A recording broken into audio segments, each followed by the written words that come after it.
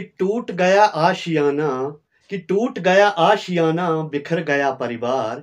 टूट गया आशियाना बिखर गया परिवार। छोटा मोटा था सबका रोजगार। छोटा मोटा था सबका रोजगार। मगर उजड़ गया आज घर संसार। मगर उजड़ गया आज घर संसार। तिनका तिनका चुन के बनाया था आशियाना। किसे पता था किसे पता था एक दिन छोड़ के सबको पड़ेगा जाना। किसे पता था एक दिन छोड़ के पड़ेगा जाना। देश का सर्वोपरि है संविधान।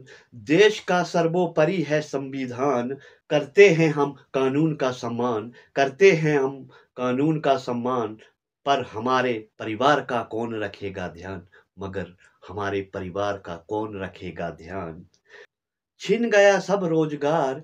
छिन गया सब रोजगार। हो गए पूरी तरह से बेरोजगार। छिन गया सबका रोजगार। हो गए पूरी तरह बेरोजगार।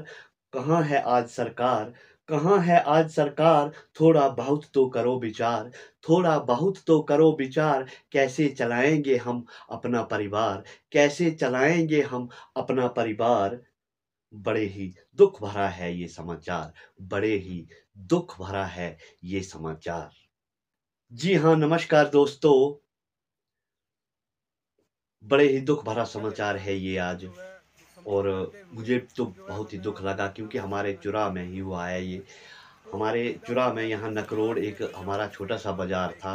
वहाँ पर जो अवैध दुकानें थी उनको उखाड़ा जा रहा है प्रशासन के द्वारा।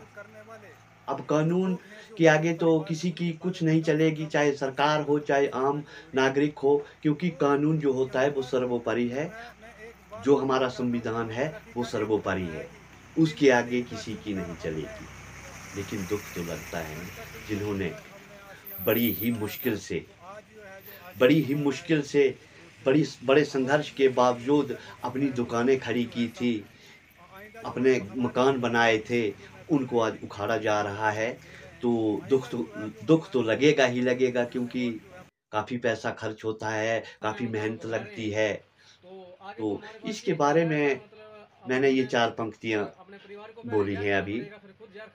मैं आज आपको एक बात बताऊँगा अपने चुरा के बारे में कि हमारी तहसील का नाम चुरा है। चुरा जिसका मतलब होता है कि 4 रास्ते।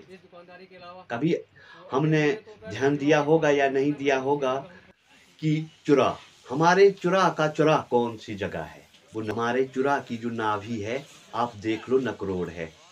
अगर उसी जगह को चुरा बोला जाए तो बहुत ही बेहतर रहेगा क्योंकि वहाँ से हर जगह के लिए रास्ते, चारों तरफ रास्ते जाते हैं। चंबा के लिए चले जाओ आप, चांजू बघेईगढ़ चले जाओ, आप टिकरीगढ़ चले जाओ, आप भराड़ा चले जाओ, आप तीसरा साइड आ जाओ, आप कहीं भी चले जाओ, हर जगह के लिए वहाँ से रास्ते हैं। यानी कि कुल मिलाकर के चारों तरफ रास्ते हैं वहाँ से। इसीलिए मैं कह रहा हूँ कि नकरोड़ जो है वो हमारी नाभि है। आज नाभि हमारी उजड़ रही है तो दुख तो होगा ही होगा। न्यायालय की बात है, हम कुछ बोल नहीं सकते, कानून के खिलाफ बोल भी नहीं सकते और कर भी नहीं सकते हैं।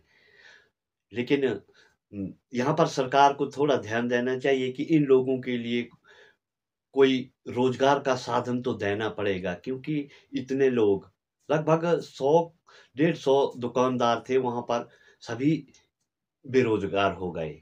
उनके साथ कई लोग और जुड़े थे, काम करने वाले जुड़े थे उनके साथ, उनका रोजगार चला हुआ था, वो अपने परिवार का पालन-पोषण कर रहे थे। एक तरफ से वो सरकार की भी हेल्प करते हैं। ये जो दुकानदार होते हैं, बिज़नेस वाले होते हैं, ये सरकार की काफ़ी हेल्प करते हैं, काफ़ी मदद होती है इनसे। इनका काफ़ी अच्छा रोल होता है समाज में क्योंकि ये तो एक अपने लिए रोजगार तैयार कर लेते हैं और 4 लोगों को भी रोजगार देते हैं और लोगों के लिए भी कई प्रकार की सहूलतें होती हैं। क्योंकि सरकार के पास अभी रोजगार की काफ़ी कमी है। ये खुद अपना रोजगार तैयार करके 4 लोगों को भी रोजगार देते, तो ये सरकार की मदद नहीं हुई तो और क्या हुआ? तो सरकार को इनके बारे में कुछ विशेष ध्यान देना चाहिए या तो इनके लिए कोई ऐसी जगह दे दो जहाँ पर ये अपना बिज़नेस चला सकें या फिर इनके परिवार का कोई का एक-एक सदस्य नौकरी में लगना चाहिए।